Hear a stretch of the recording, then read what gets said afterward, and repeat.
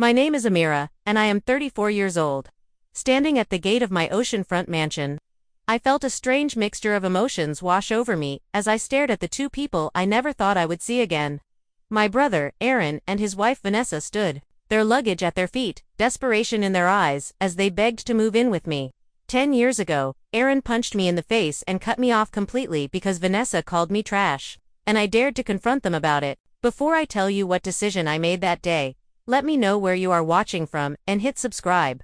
If you have also had to deal with toxic family members, I grew up in a middle-class neighborhood in Boston, with my parents and older brother, Aaron. Our house was modest but comfortable. A two-story colonial with a small backyard where Aaron and I would spend hours playing together when we were young. He was 4 years older than me, and in those early years, he was my protector and best friend. I remember him teaching me how to ride a bike, holding the back of the seat and running alongside me until I found my balance. When neighborhood kids would tease me about my curly hair, Aaron would step in and tell them to back off. Our parents both worked in finance, my father as an investment advisor and my mother as an accountant.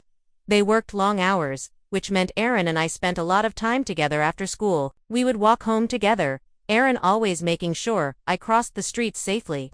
And then we would do our homework at the kitchen table before making sandwiches and watching cartoons. Everything changed when Aaron turned 12. Our parents suddenly began placing enormous expectations on him. They enrolled him in every advanced class available, signed him up for multiple extracurricular activities, and constantly talked about how he would follow in their footsteps in the financial world. It was as if, overnight, the focus of our entire family shifted to Aaron and his future. I was only 8 at the time, and I noticed the change immediately. Family dinners became interrogation sessions about Aaron's grades and achievements. My accomplishments, like winning the spelling bee or getting the lead in the school play, were mentioned briefly before the conversation returned to Aaron. I still remember the sting of disappointment when no one came to see me in the school production of Alice in Wonderland because it conflicted with one of Aaron's debate tournaments. As the years passed, I worked harder and harder to gain my parents' approval. I maintained a perfect GPA, joined the student council, and volunteered at the local hospital. But no matter what I did, it never seemed to measure up to Aaron's achievements in my parents' eyes. When I brought home straight A's, my mother would nod and say, "That's good, Amira," before turning to Aaron and gushing over his B+ in advanced calculus. The change in Aaron was gradual but unmistakable. The kind, protective brother I had known began to morph into someone who absorbed our parents' attitudes. He became condescending, often making snide remarks about my interests or accomplishments. "Theater is just playing pretend, Amira. It's not like what I'm doing will actually matter in the real world," he would say when I excitedly told him about landing a role in the school production. By the time I was in middle school and Aaron was in high school, the divide between us had grown wide. He rarely had time for me anymore, too busy with his prestigious internships and college prep courses. When he did acknowledge me, it was often to criticize or tease me in front of his friends. I remember one particularly painful incident when I was 13 and had invited my first crush over to study. Aaron waltzed into the living room and started telling embarrassing stories about me as a child, laughing as my face turned red with humiliation. Despite all this, I still clung to the belief that somewhere deep down, Aaron still cared about me. I would notice glimpses of my old brother occasionally, like when he quietly helped me with my trigonometry homework without our parents knowing, or when he defended me to a particularly nasty teacher who had unfairly accused me of cheating on a test. I tried to maintain our connection, leaving notes of encouragement in his backpack before big tests or saving him the last piece of chocolate cake because I knew it was his favorite. Sometimes, these gestures would be met with a rare smile or a quick ruffle of my hair, moments I treasured because they reminded me of how things used to be. When Aaron left for college at 18, our house felt both emptier and, somehow, less tense without him there to compare me to constantly. My parents occasionally noticed my achievements. My mother actually attended my debate tournament when I made it to the finals, and my father helped me with my college applications. But their conversations still revolved around Aaron, his classes at Princeton, his internship prospects, the important connections he was making. I threw myself into my studies and extracurricular activities with renewed determination. If I could not have my parents' unconditional love and approval, I would at least make something of myself on my own terms. By my senior year, I had risen to valedictorian, earned a full scholarship to Northwestern University, and been accepted into their prestigious business program the day I received my scholarship letter. I ran home, bursting with excitement. I had achieved something significant entirely on my own merit. Something that would relieve my parents of any financial burden for my education. I found my parents in the kitchen and eagerly shared my news. "That's wonderful, Amira," my father said, looking up briefly from his newspaper. "Northwestern has a good program," my mother added, stirring her coffee. "Not quite Princeton, of course, but very respectable."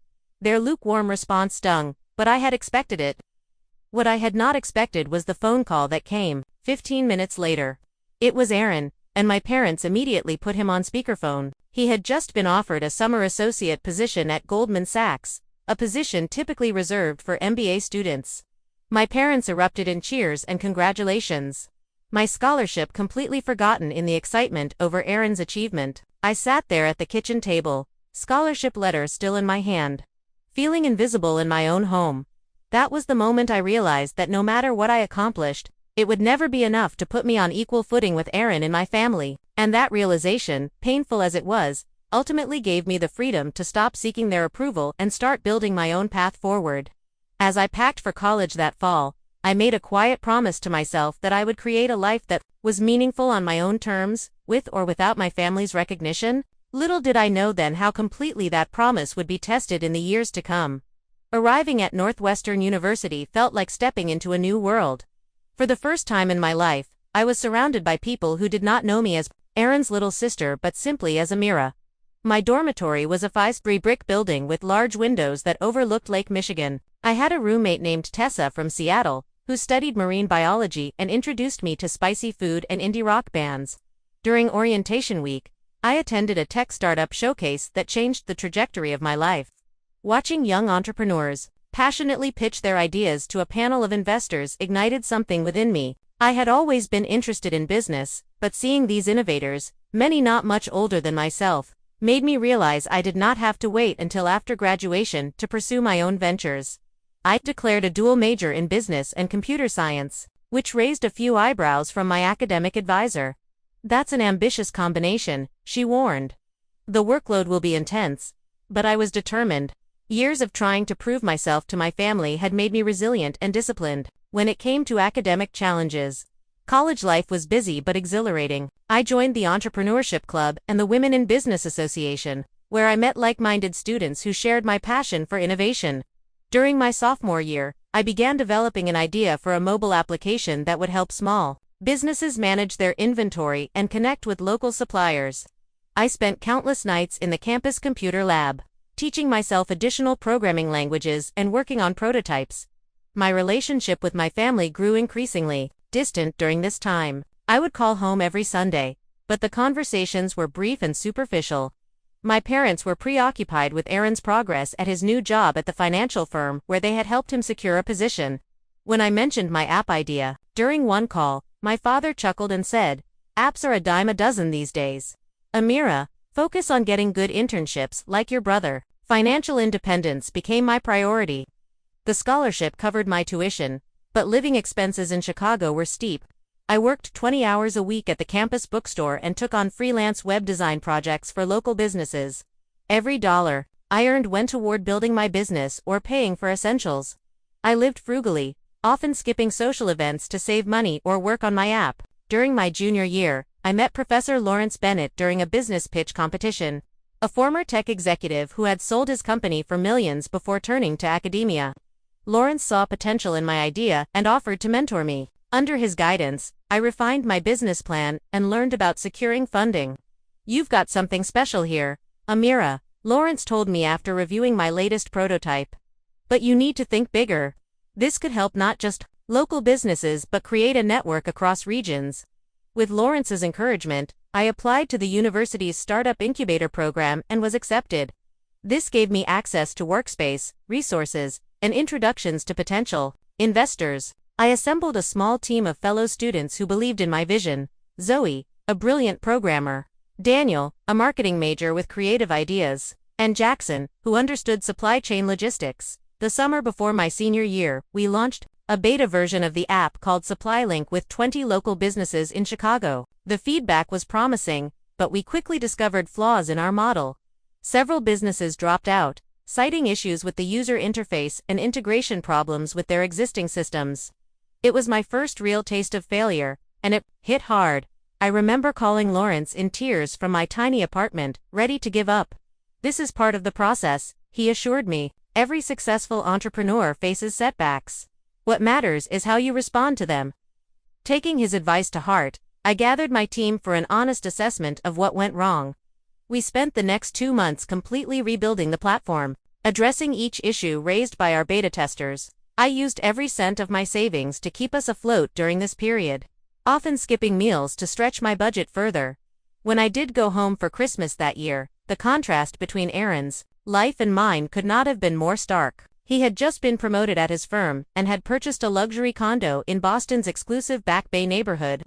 Meanwhile, I was wearing thrift store clothes and had lost weight from my irregular eating habits. "You look tired, Amira," my mother commented during Christmas dinner. "Perhaps you should reconsider this app business. There's an entry-level position at your father's company that might suit you after graduation." "I'm fine, Mom," I replied, trying to hide my frustration. "SupplyLink is going through some growing pains, but we're making progress." Aaron smirked from across the table. "SupplyLink sounds like a dating site for warehouse workers." Our parents laughed, and I felt that familiar sting of being the family joke. But something had changed in me. Instead of shrinking from their dismissal, I found myself calmly describing our new business model and the potential market we were targeting. They might not understand or approve, but I no longer needed them to. After graduation, while most of my classmates were interviewing for corporate positions, I decided to go all in on supply. We relaunched with our improved platform and began to see steady growth. Lawrence introduced me to a few angel investors, who provided enough funding to move into a small office space and hire 2 additional developers. The first year was grueling. I worked 16-hour days, 7 days a week. There were moments when I questioned my decision, especially when I would see social media updates from Aaron, traveling to exotic locations for business meetings or moving into an even larger home, all with the continued financial and emotional support of our parents. But slowly SupplyLink began to gain traction. Small businesses in Chicago started recommending us to their counterparts in neighboring cities. By the 18-month mark, we had over 300 businesses using our platform and had expanded to 3 states. We were not profitable yet, but we were growing steadily. I still made obligatory appearances at family gatherings. Though these became increasingly uncomfortable, my parents would introduce me to their friends as our daughter, who has a little internet business, while Aaron was presented as our son, the vice president at Morgan Stanley.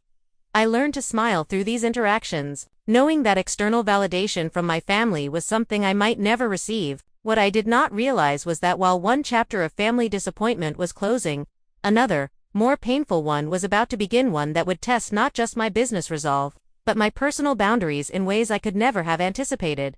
I first met Vanessa during a Thanksgiving dinner at my parents' house when I was 26. Aaron had mentioned he was bringing someone special, and my parents were practically vibrating with excitement. They had redecorated the guest room, bought new china for the occasion, and my mother had even hired a professional cleaner for the first time in years. When they arrived, I immediately understood the fuss.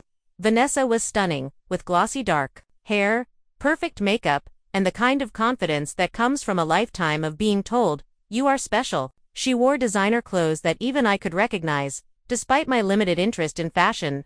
Aaron looked at her like she hung the moon, and my parents were equally entranced. "Amira, this is Vanessa Hartley," Aaron said, emphasizing her last name as if I should recognize it. I later learned that she was the daughter of Richard Hartley, owner of one of the largest private equity firms on the East Coast. "It's so lovely to meet you," Vanessa said, air-kissing both my cheeks. "Aaron has told me so much about his little sister and her cute little app business." There was something about the way she said cute little app business that made my skin crawl, but I smiled politely. "SupplyLink is doing well. Actually, we just expanded into the Midwest market." "How charming," she replied, already turning her attention to my mother's renovated kitchen.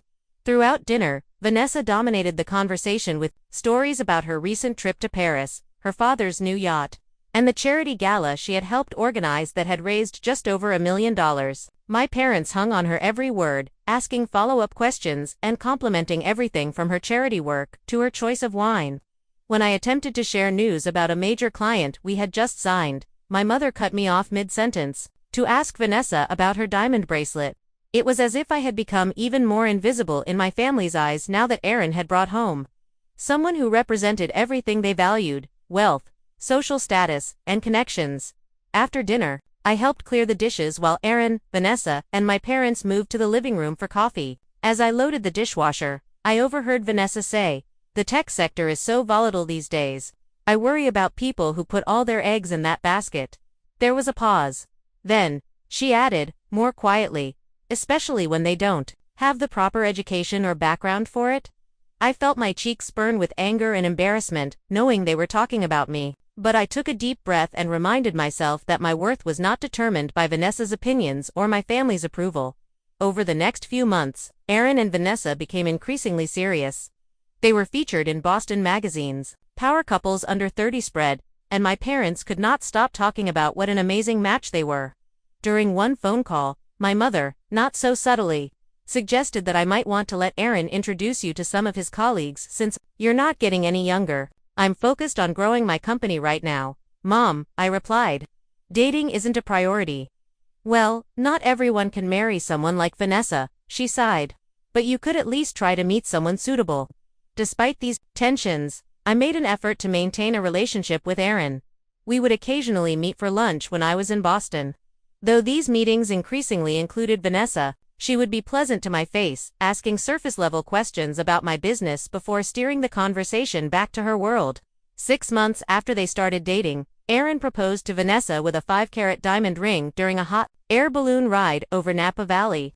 The engagement was announced in the Boston Globe Society pages, and my parents immediately began planning what promised to be the wedding of the season. I was invited to the engagement party at the Hartley Estate, a sprawling mansion in Brookline with manicured gardens and a view of the Boston skyline. Feeling out of place among the wealthy guests, I found a quiet corner in the library to catch my breath. That was when I overheard Aaron and Vanessa talking in the adjacent room. "Your sister seems nice enough," Vanessa was saying, her voice dripping with insincerity. "But honestly, Aaron, she's a bit of an embarrassment. Everyone here is someone important, and she's running some failing startup out of a converted warehouse." I froze, unable to move, as I waited for Aaron to defend me. Instead, I heard him sigh. "I know, babe, she's always been the family disappointment. My parents tried their best with her, but she just doesn't have what it takes to succeed. In the real world, she's basically trash compared to the people we associate with," Vanessa continued. "I mean, look at her outfit tonight. It's like she doesn't even try. Let's just keep her involvement in the wedding to a minimum," Aaron replied. "Maybe we can seat her at the back with the distant cousins." I felt like someone had punched me in the stomach. All these years, I had held on to the belief that deep down Aaron still cared about me. That despite his condescension and our parents' favoritism, he was still the brother who had taught me to ride a bike and defended me from bullies. In that moment, that last shred of illusion was shattered. I slipped out of the library and rejoined the party, my face a careful mask, hiding the pain underneath. For the remainder of the evening, I smiled and made small talk, counting the minutes until I could leave. When Vanessa clinked her glass to announce that they had set a date for the following spring, I joined in the applause despite feeling hollow inside. On the flight back to Chicago the next day, I made a decision. I would attend their wedding because that was what was expected of me, but I would maintain stronger boundaries with my family going forward. Their approval was something I would never have, and continuing to seek it was only causing me pain. What I did not know then was that the worst was yet to come, and that the wedding itself would become the breaking point. That would ultimately sever my relationship with my family for good. 6 months after the engagement party, wedding preparations were in full swing. Despite being Aaron's only sister, I was not asked to be a bridesmaid. Vanessa had selected 5 of her sorority sisters and her 2 cousins instead. "It's nothing personal," Aaron explained over the phone. "Vanessa has her vision for the wedding party, and we need to respect that." I told myself it didn't matter. I was busy with SupplyLink anyway, which had recently secured another round of funding. We were now operating in 6 states and had a team of 15 employees. The company was finally turning a small profit, which I was reinvesting into expansion efforts. 3 months before the wedding, I received a strange call from my mother. "Amira, we need to discuss the wedding expenses," she said without preamble. "What about them?" I asked, confused. I had already bought my dress and booked my flights. "Well, as you know, the Hartleys are contributing significantly. But there are still many costs that fall to us as the groom's family. Your father and I have tapped into our retirement savings, but we're still coming up short. A sense of foreboding washed over me. Mom, what are you saying? We need your help, Amira. We used your credit card for some of the deposits. We know your business is doing well now, and this is an important family occasion. I nearly dropped my phone. You did what? How did you even get my credit card information? You left your wallet at the house during your last visit, she said dismissively. It's not a big deal. We're family, and this is your brother's wedding. I logged into my account immediately and felt sick to my stomach. There were charges totaling just over $100,000. All to various wedding vendors, a luxury hotel venue, a renowned caterer, a designer florist, and numerous others. Mom, this is insane. You cannot just take my credit card without permission and charge $100,000. Don't be so dramatic, Amira, she replied coldly. Aaron would do the same for you. This is what family does. Besides, it's not like you can't afford it now that your little app is making money. I was speechless with rage and disbelief. Not only had they stolen from me, but they were acting as if I was obligated to accept it. I want you to refund every charge immediately, I said when I could finally speak. This is not a request. It's theft, and it's illegal. I cannot believe how selfish you're being, my mother exclaimed. After everything we've done for you, this is your brother's special day. What exactly have you done for me? I shot back. I put myself through college on a scholarship, built my business without any support from you, and now you steal from me and call me selfish. The conversation devolved from there, with my mother eventually hanging up on me after calling me an ungrateful daughter. My father called back an hour later, his tone more reasonable but his message the same. I needed to step up and cover these expenses as part of my family duty. I contacted my credit card company immediately to dispute the charges, but because my parents had physical access to my card and there was a family relationship, the process became complicated. I was advised to file a police report, something I was not yet ready to do against my own parents. The week before the wedding, the families gathered in Boston for various pre-wedding events. Despite everything, I attended the rehearsal dinner at an upscale restaurant overlooking the harbor. I had decided to confront my parents and Aaron in person after the wedding, hoping to resolve the credit card situation privately. The dinner was lavish, with 5 courses and premium wines. Vanessa's father gave a toast, praising Aaron as the son I never had and expressing his joy at uniting their families. My parents beamed with pride, and I sat silently, feeling like an outsider at my own family event. After dinner, guests mingled in the restaurant's private bar area. I was speaking with one of Aaron's college friends when Vanessa approached, clearly having had several glasses of champagne. Amira, darling, she said loudly enough for nearby guests to hear, I wanted to thank you for your generous contribution to our special day.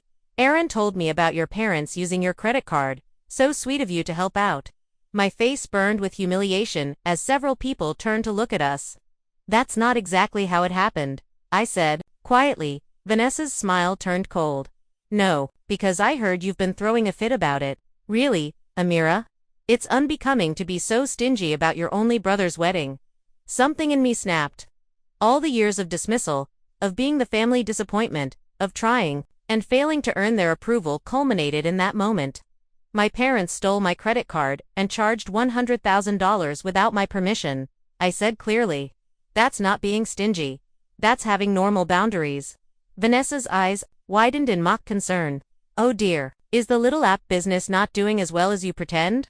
Is money tight? We could have seated you at the free table if we'd known. My business is doing fine, I replied, struggling to maintain my composure. This is about respect and basic decency, concepts you clearly don't understand. How dare you speak to my fiancé that way? Aaron's voice came from behind me. He had approached without my noticing and had clearly heard the tail end of our conversation. I turned to face him. Aaron, she's deliberately humiliating me in public, and you and our parents had no right to use my credit card without permission. We thought you'd want to contribute, he said dismissively. But apparently, you're too selfish to help your own family. This isn't about helping family, I said, my voice rising despite my efforts to stay calm. This is about you all feeling entitled to take whatever you want from me while giving nothing in return. Nothing in return. Aaron laughed bitterly. We gave you everything: a stable home, opportunities, connections. No, Aaron, you got those things. I got to watch from the sidelines while being told I was never good enough. Several guests were openly watching now, and Vanessa seemed to be enjoying the spectacle. I told you she was trash, she stage whispered to Aaron. No class whatsoever, making a scene at our rehearsal dinner. That was when I made the mistake of revealing what I had overheard at the engagement party. I heard you both that night, you know, in the library at your parents' house. I heard you call me trash and a disappointment. I heard Aaron agree with you. Aaron's face contorted with anger. You were spying on us. I wasn't spying. I was in the next room, and you weren't exactly whispering. What happened next occurred so quickly I barely had time to react. Aaron's face flushed deep red, and before I knew what was happening, his fist connected with my cheek, sending me stumbling backward into a cocktail table. The room fell silent. I touched my face in shock, feeling the sting where his knuckles had made contact. A small trickle of blood ran from the corner of my mouth. Get out, Aaron said, his voice low and dangerous. Get out and don't come back. You're not welcome at my wedding or in my life anymore. No one moved to help me or to condemn Aaron's action, not my parents, who stood frozen a few feet away, nor any of the guests who had witnessed the assault. Vanessa looked almost satisfied, slipping her arm through Aaron's as if to support him through this difficult moment. I gathered my purse and walked out of the restaurant, tears blurring my vision. Outside, I hailed a taxi and returned to my hotel, where I packed my belongings with shaking hands. I took the first flight back to Chicago the next morning. The wedding went ahead as planned 2 days later without me. My credit card company eventually resolved most of the disputed charges, though the process took months and damaged my credit score temporarily. I never received an apology from my parents or from Aaron. In fact, I did not hear from any of them again for a very long time. That night changed everything. The physical assault was the final line crossed, but in truth, the relationship had been broken long before Aaron's fist made contact with my face. As I flew home that morning, I made a promise to myself.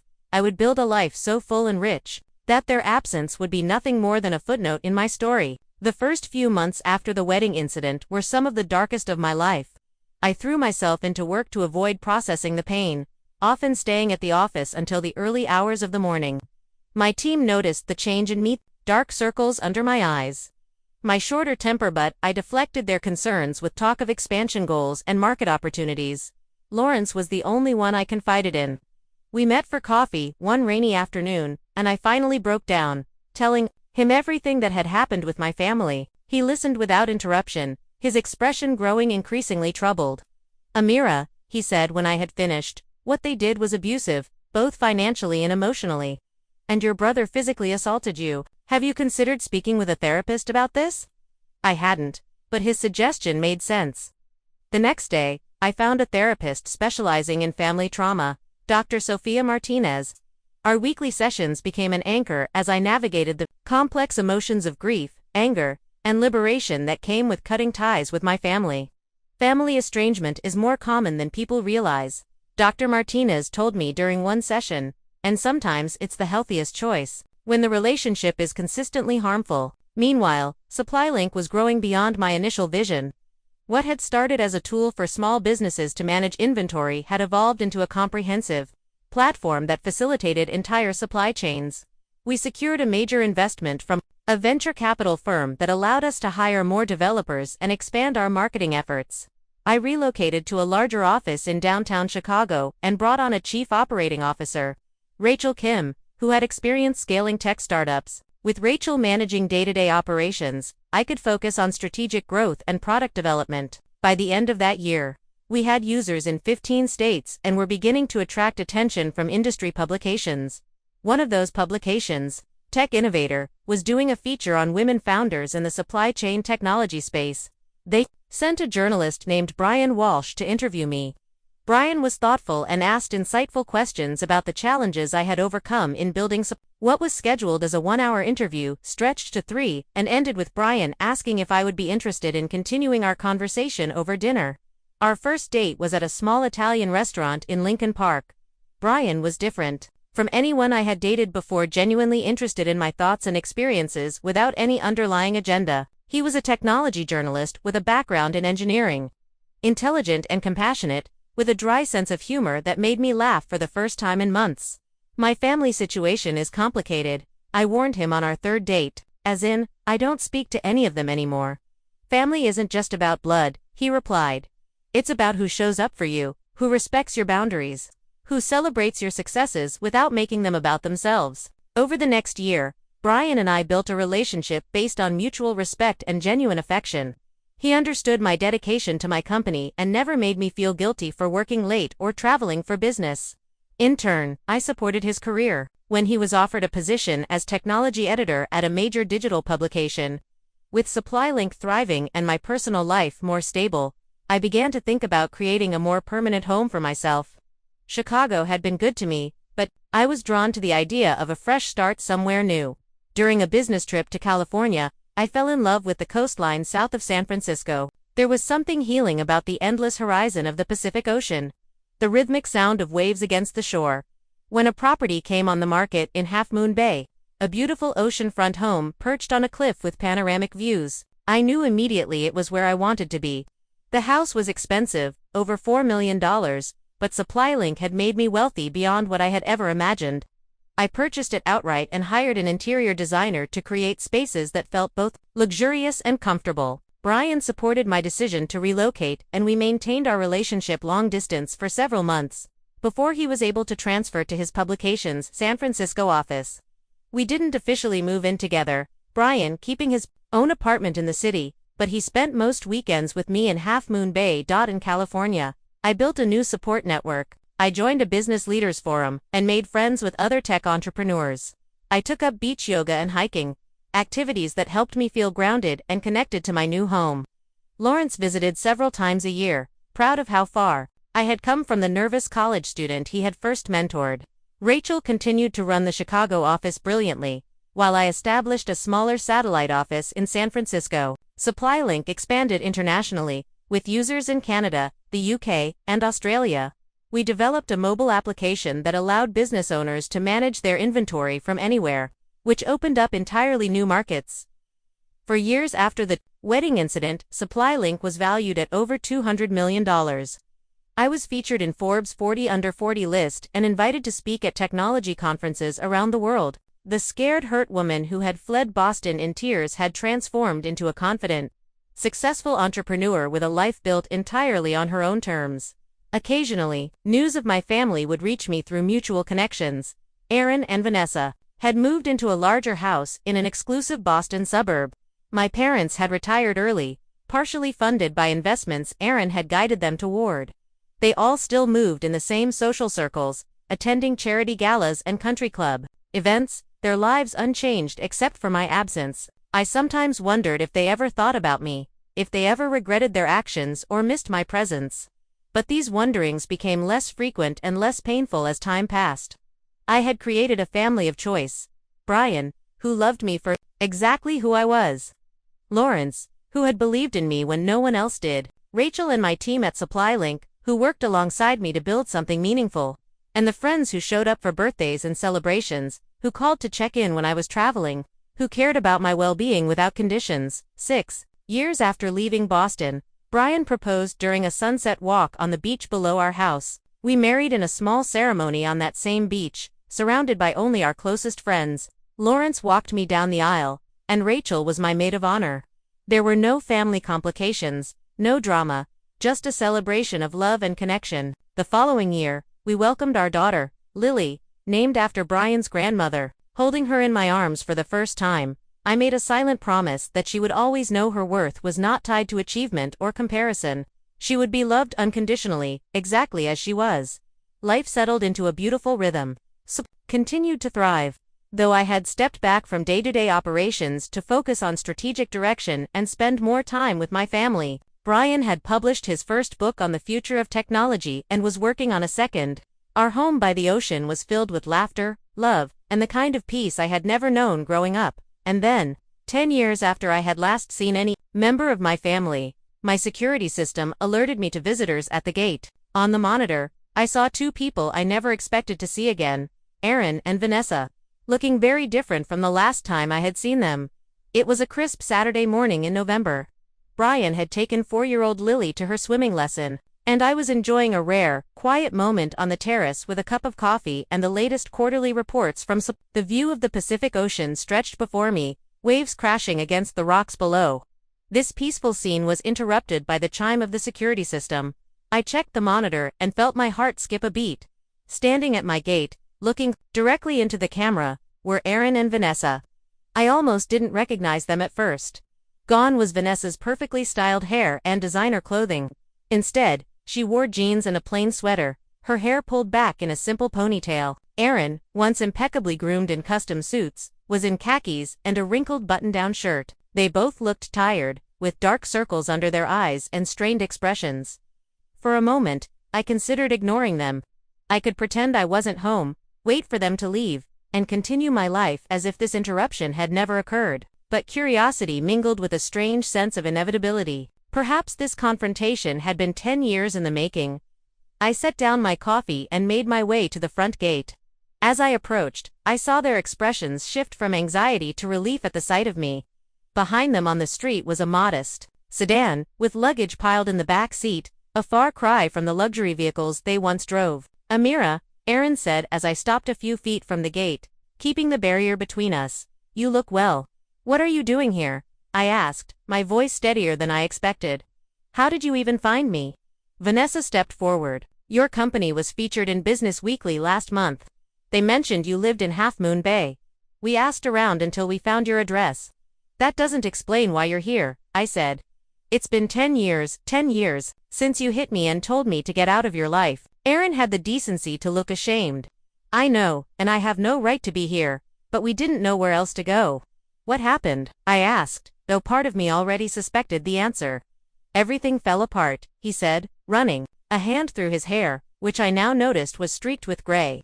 Despite him being only 44, the firm I was working for was involved in some questionable investments. When it all came to light, I lost my job. Then the market crashed, and we lost most of our savings. We had to sell the house, Vanessa added, her once haughty voice now subdued. "And then the apartment after that. We've been staying with friends, but we've worn out our welcome everywhere." "What about Mom and Dad?" I asked. Aaron looked down at the ground. "They lost almost everything, too. They had followed my investment advice, put everything into the same funds I was managing. They're living in a small condo in Florida now, barely getting by on what's left of their retirement." A heavy silence fell between us. I studied their faces, searching for any sign of the entitled, cruel people who had dismissed me for so many years. What I saw instead were two broken individuals, humbled by circumstances they had never prepared for.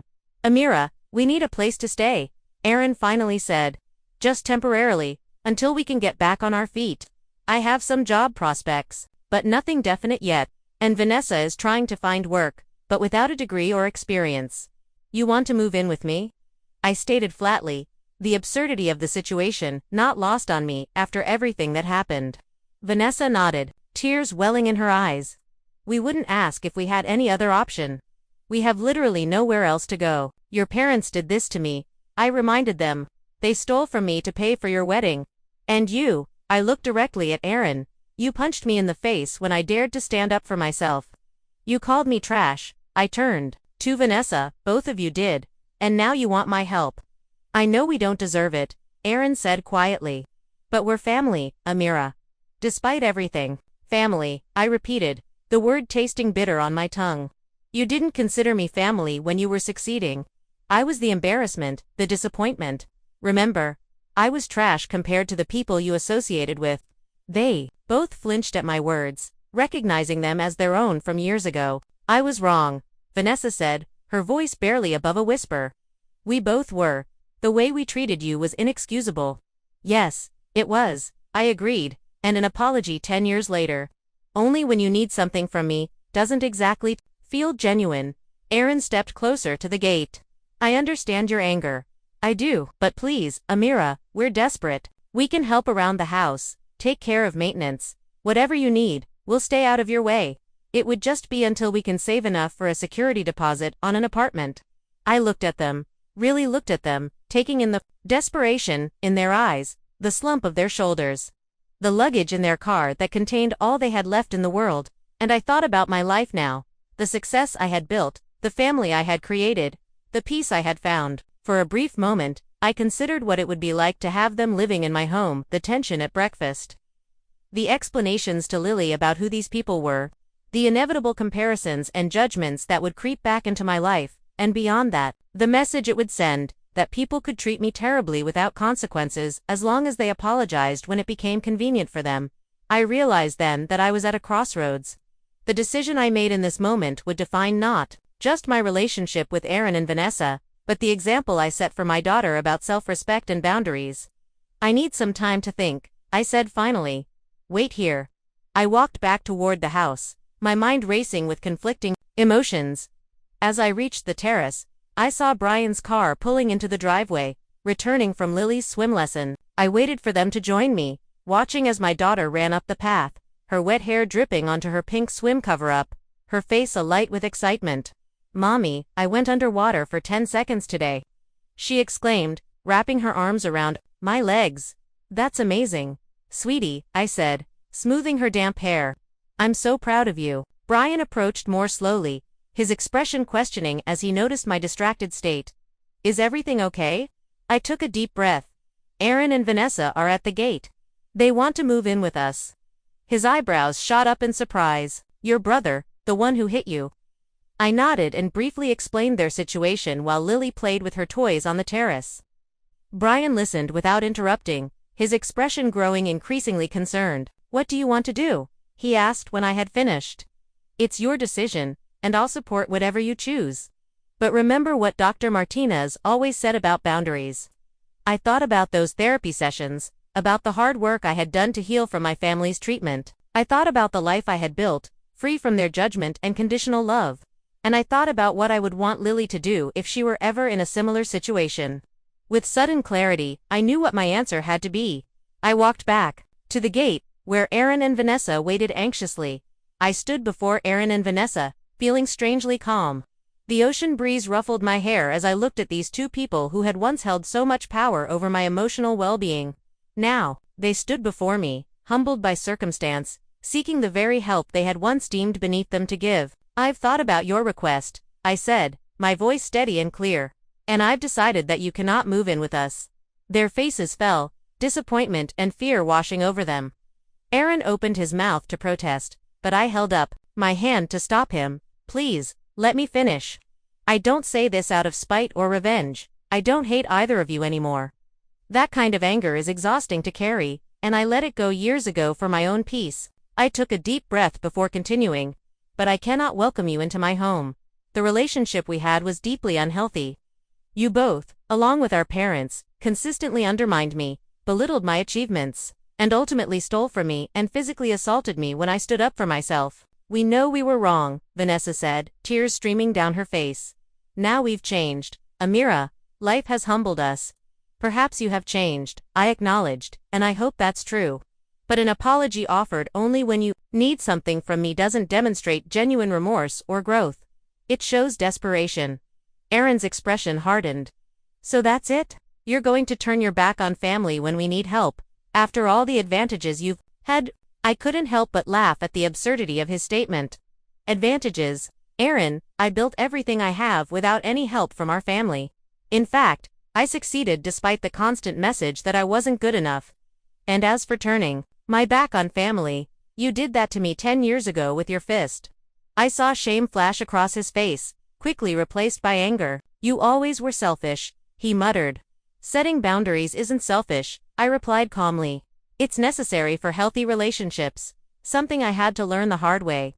I unlocked my phone and pulled up a document I had prepared while in the house. "I won't leave you with nothing. Here's the contact information for 3 extended stay hotels in the area that offer weekly rates.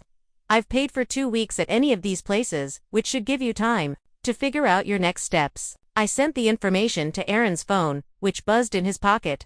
I've also included the contact information for the local Workforce Development Center. They offer job placement services and resume assistance, and there's information about rental assistance programs in the county. Vanessa looked up, confusion evident in her tear-stained face. "Why would you help us at all after everything we did?" "Because I choose to be better than the treatment I received," I said simply. I won't bring you into my home and risk exposing my family to the same toxic dynamics I grew up with, but I can offer practical assistance that helps you move forward on your own path. Aaron seemed torn between gratitude and lingering resentment. Your daughter, he said after a moment. Would you at least let us meet her? She's our niece, after all. I shook my head. Not now. Maybe someday, if you demonstrate real change over time. But that relationship would need to be built on genuine connection, not obligation or guilt. How are we supposed to prove we've changed if you won't give us a chance? Aaron demanded. By respecting the boundaries I'm setting right now, I replied. By understanding that trust, once broken, takes more than a single conversation to rebuild. By building your lives back up independently and approaching me as equals, not as people who need to be rescued. I could see they were disappointed, perhaps even angry, but there was also a glimmer of understanding in their eyes. They knew, deep down, that they had no right to expect more from me. The offer of the hotel and resources stands, I said. The rest is up to you. Vanessa nodded slowly. Thank you for that much. It's more than we deserve. Everyone deserves basic compassion, I said. But not everyone deserves unfettered access to our lives. That has to be earned through consistent respect and care. Aaron remained silent, his pride clearly wounded. Finally, he said, we'll take the hotel offer. And I'm sorry, Amira, for everything, not just because we need help now, but because I see now how wrong I was. It took losing everything to understand what really matters. I hope you mean that, I said, for your sake, more than mine. I forgave you years ago, not because you deserved it, but because I deserved peace. With that, I closed the gate, locked it, and walked back to my home, where Brian and Lily waited on the terrace. Brian put his arm around me as we watched Aaron and Vanessa get into their car and drive away. Are you okay? He asked softly. Yes, I said, and meant it. For the first time in my life, I feel completely at peace with my family situation, because it's fixed, but because I know my worth doesn't depend on their validation. That evening, after Lily was in bed, I called Lawrence to tell him what had happened. He listened thoughtfully as I recounted the encounter. You did the right thing, he said when I had finished. True healing doesn't mean letting people who hurt you back into your life unconditionally. It means making choices from a place of strength rather than fear or obligation. I keep thinking about what I would want Lily to do if she were ever in my position, I told him, and I would want her to protect her peace. To understand that love should never require her to sacrifice her well-being or dignity. As the sun set over the Pacific, I sat alone on the beach below our house, watching the waves crash against the shore. The ocean had been my constant companion these past years, its vastness reminding me that my problems were just one small part of a much larger world. Its constancy had taught me that, like the tides, life moves in cycles of challenge and peace. The greatest lesson I had learned through everything was this: family isn't defined by blood, but by actions. It's built on mutual respect, consistent support, and unconditional acceptance. The people who truly deserve a place in our lives are those who value us for exactly who we are, not for what we can do for them or how we make them look to others. Setting boundaries isn't about punishing those who hurt us. It's about creating space for relationships that nurture rather than deplete us. Sometimes, the most loving thing we can do for ourselves and others is to say no to dynamics that no longer serve us. My journey from the family disappointment to a woman standing firmly in her own power hadn't been easy. There had been moments of doubt, of loneliness, of wondering if I was making the right choices. But sitting there on the beach, with the home I had built behind me and the family I had chosen above me on the terrace, I knew with absolute certainty that I had created exactly the life I was meant to live. As I watched the last light fade from the sky, I felt gratitude wash over me, gratitude for the challenges that had forced me to find my strength, gratitude for the people who had seen my worth when my family couldn't, and yes, even gratitude for Aaron and Vanessa, whose rejection had ultimately set me free to become the person I was always meant to be. Have you ever had to set a difficult boundary with family members who hurt you? How did you find the strength to stand your ground when they needed something from you? I'd love to hear your stories in the comments below. If this story resonated with you, please hit the like button and subscribe to my channel for more authentic life experiences. Remember, your worth isn't determined by those who failed to see it, but by your courage to honor yourself despite their blindness. Thank you for watching, and I wish you the strength to create the boundaries you deserve in your own life.